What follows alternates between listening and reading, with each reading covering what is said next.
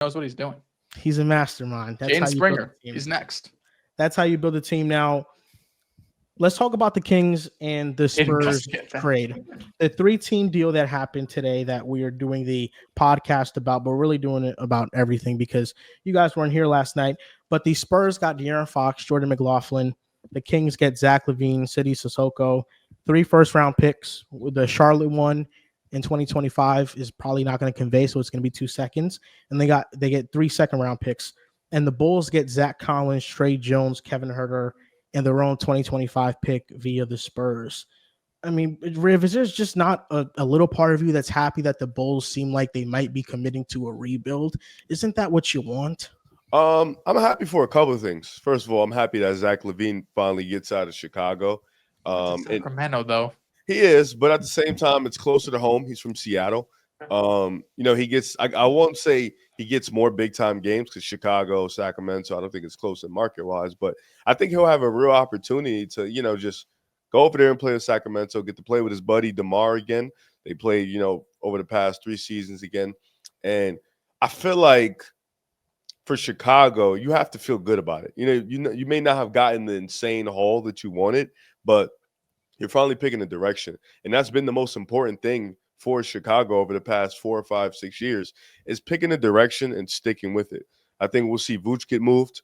I think, they've been dangling around Kobe White, but I think he ends up staying. But I think Chicago finally picked a direction. I think it was the right direction. It's been that for some time. That's good for them. As for Sacramento, you trade Fox, but you still can remain competitive with Zach LaVine on the roster.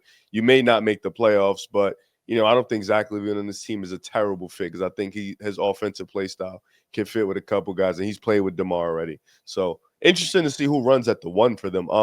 For the Spurs, though, this felt like the fit to me, so I'm not too surprised about it. Fox, Wemby, I think Fox is a great player. I don't think he's that guy that can take you, to a championship. I think he can play right second fiddle with Wembanyama. I think he's that good. And with Fox, you were able to keep Stephon Castle in the deal, which, the Spurs have been really high on his potential. And I think Stephon Castle, even if he doesn't become a star, I think he can be like a OG Anunoby like role player just in terms of that type of level because I think he has those type of traits. He has that skill and that IQ.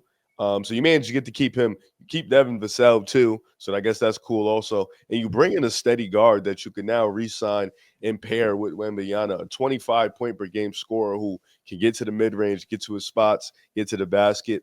Probably is going to give you a little bit more defense because he has that big dude down there in the paint that's going to be able to help him out. So for the Spurs, it's kind of what I expected. Good for them to make this move because I don't think they gave up a ton for him. Actually, especially with him being on expiring for next year, and Fox isn't those high-end guys. They didn't give up too much for managed to keep most of their good players. So that's a win. This is a win for the Spurs and Chicago. Yeah, I think I'll start with the first. Sorry, John. I'll start with the Spurs. I think that's the easiest. It's an A+ deal for them. The 3 first-round picks they gave up, 25 Charlotte pick, which lottery protected, believe it conveys into 2 second-round picks. You have a 27 Spurs pick, which Wemby in 3 years or 2 years from now, that's probably not going to be anywhere within the top 15, maybe even the top 20. And a 2031, I believe, Timberwolves pick, which 2031, maybe they're great, maybe they're terrible. I don't think anyone really cares. And outside that, Trey Jones, Zach Collins, but for me, it's a bit of a no-brainer. I mean, I know we were kind of floating Stephon Castle's name out there, but I don't think that was ever really that serious. I know the efficiency hasn't been great for Castle. The offensive game as a whole, in terms of a scorer, hasn't been great, but he's still such a young player that I don't think if you're including him in a deal, you're really not including anything much else to go and get AaronFox. So I think A+ for them. For Sacramento, you got 3 first-round picks, you got 3 second-round picks, and now we could bring in the Bulls and you get Zach LaVine. So part of me is it's not an A+, it's not an F, it's somewhere in the middle. It's probably like a B- because Zach LaVine at least keeps you somewhat competitive. Again, you're not a championship-level team, but you weren't a championship-level team when you had Fox. This at least keeps you afloat so you could be in the play-in.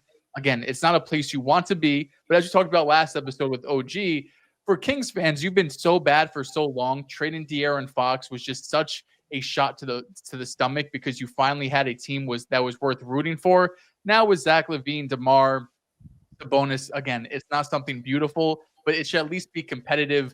night in, night out. You should be winning some games, playing around 500 basketball, maybe a little bit above. You could sneak into the playoffs as a 7 or 8 seed if you get lucky. So you won't completely bottom out and rebuild, but you'll at least stay competitive. And on the other side, with Zach LaVine, in a year or so, when he has 1 year left on his contract, can you flip him and maybe move for some assets in the future? I still think that's possible.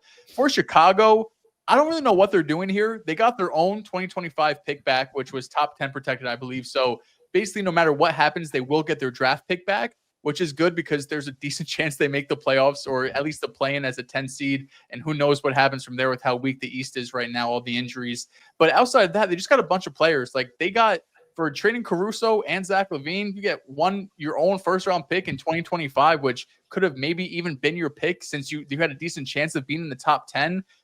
I thought the package back was pretty weak. I knew Zach LaVine wasn't going to fetch you anything. You weren't going to get 3 unprotected first-round picks, but your own first-round pick in 2025 and some players that probably aren't going to be on your team next year, I think it's a bit disappointing from their end.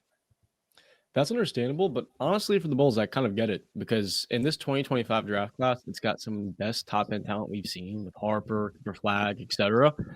To give yourself that option now to bottom out if you trade Vooch at the deadline, and then get yourself to potentially get a top 5 pick, that's franchise shifting. So I understand from their point of view why that first round pick was so valuable to have. It's going to give them that flexibility that no matter what, whether it's in the top 10, if it's outside, they're going to have that first round pick. And it allows them to just get to bottom out, really.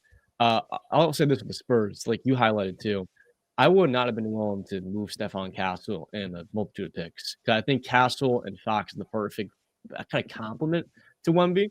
And really, to me, I don't think Castle's a primary creator, but to be that kind of do-it-all guard alongside Fox, where he can be the defensive player and that complementary piece, the way that UConn is able to thrive off the ball, on the ball, I think that's what the Spurs are going for, and it really makes a lot of sense. They won the trade. To me, I think those 3 first-round picks are not going to be as valuable as what De'Aaron's going to bring alongside Wemby. They're going to fit well, and at the same time, with Sabonis and Sacramento, they're consistently top 10 offenses.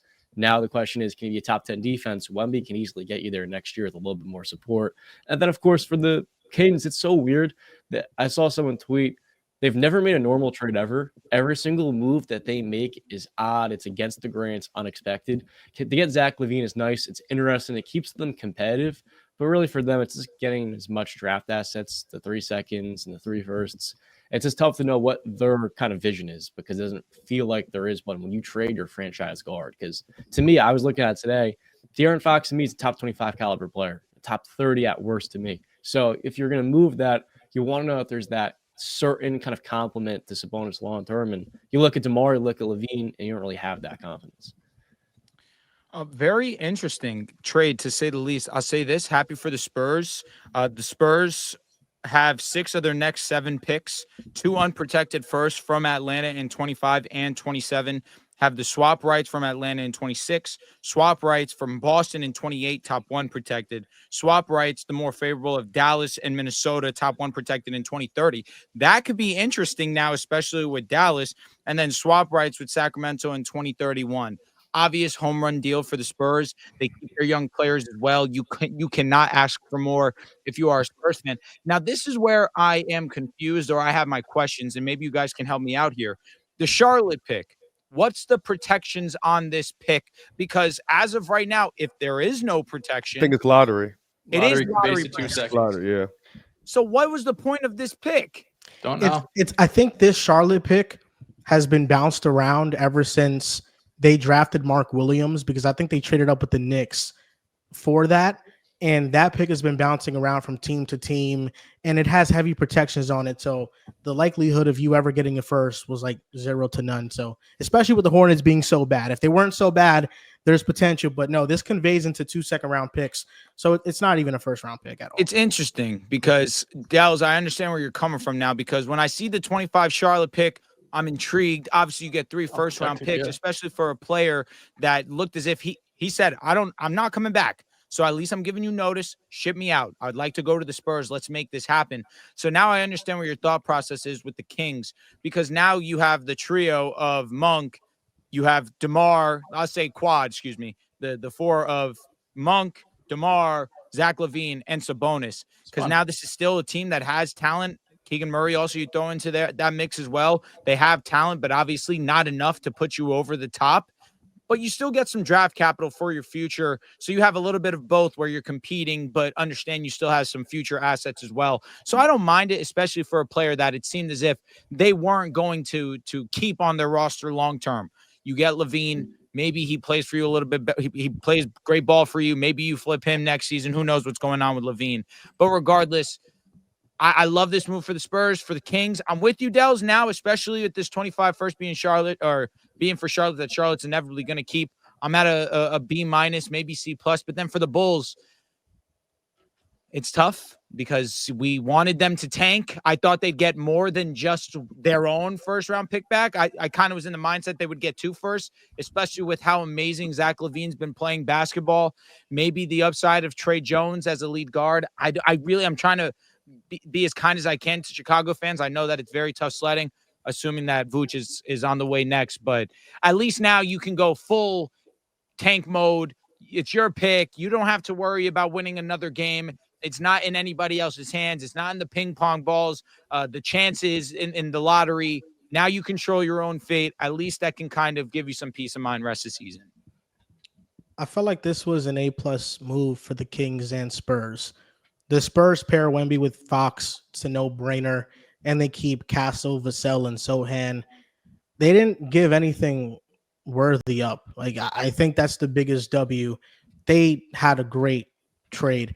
And then with the Kings, I think to get back 2 firsts, 3 second-round picks, can convey to 5 second-round picks, and Zach LaVine is a good return for AaronFox. I think that they felt more comfortable making this move because of the leap that Malik Monk has taken as a point guard. He's been running the show really well in Sacramento, and I think that Zach LaVine, he kind of fits the team better. I know AaronFox was the franchise face, but I think the Kings might be better with Zach LaVine with this current roster construction. I don't think that's crazy. I do think when you say it that way, when you Zach LaVine, 5 seconds and two first-round picks, it sounds a lot prettier because when you break down the first-round picks, it's not as great because even that 27 Spurs pick, a lot of weird things can happen. But 2 years from now, Wemby could be the best player in the world. And if you have the best player in the world, you're probably going to be a top 4 seed at absolute worst. So it's probably like a late 20s pick and whatever that 2031 pick turns out to be. But from a straight team perspective, I hear it because, now Fox, LaVine, it's a bonus. Someone in the comments section said, is he going to win a championship? No. Is it fun to watch? Like, that's a lot of players who have a lot of skill on a basketball court. So I think for Sacramento fans, at least you have that going for you. But from a team building, get the most out of your asset, maybe. We'll see what happens, though. If LaVine has another great year next year and you could flip him for an extra first, then it's like, okay, that looks decent. If unfortunately, he gets banged up, God forbid, or something like that happens, maybe it gets looked a little sideways. Yeah, I think they just made a lateral move because nobody was expecting them to compete even with AaronFox. And them getting Zach LaVine is just trying something different out with the team, getting some assets, and just keeping yourself competitive for as long as possible until it's clear that you have to just bottom out and get a top pick. I think the Bulls could have got more. Am I crazy? I feel like I'm not crazy. Seconds at least. I don't think you're crazy because I think Zach LaVine is still a bad contract. So you think I'm crazy? Yeah. No, yes, I'm sorry. I think not. I don't think crazy may be the wrong word. I don't know if they would have got a ton back because Zach's been hooping this year. And I would never take that from him, but he still is always going to have the lingering injury-prone tag, and then his contract is just not good. So, he's a great player right now. We've always thought he's a great player, just had that bad year last year, but he still has the bad contract tag. So you were never going to get – for me, I felt like Chicago was never going to get an insane haulback or even a good haulback for Zach. It's just about figuring out which direction you're going to go because if Zach was on this roster for the season – they could make the play-in probably.